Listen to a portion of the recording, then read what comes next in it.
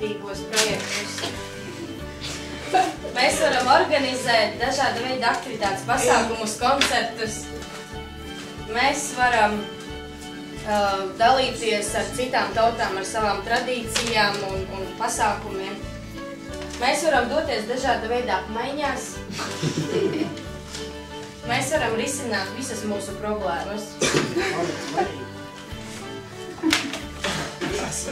Mēs varam paust savu viedokli ne tikai mazās pilsētu robežās, bet pa visu Latviju un Eiropu.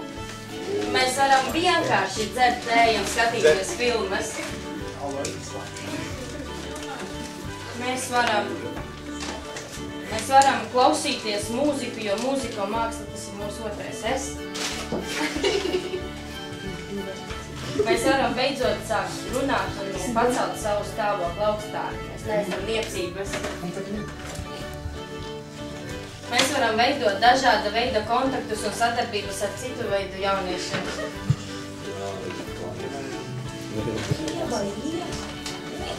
Mēs varam braukt apmaiņas projektos.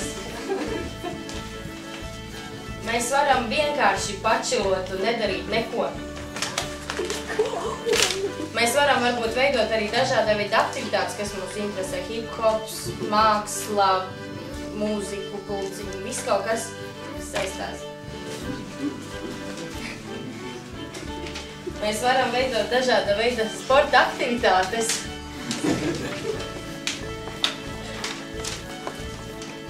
Mēs varam cīnīties par savām idejām, veidot iniciatīvu projektus un pārstāvēt paši sevi. Mēs varam būt vienkārši forši.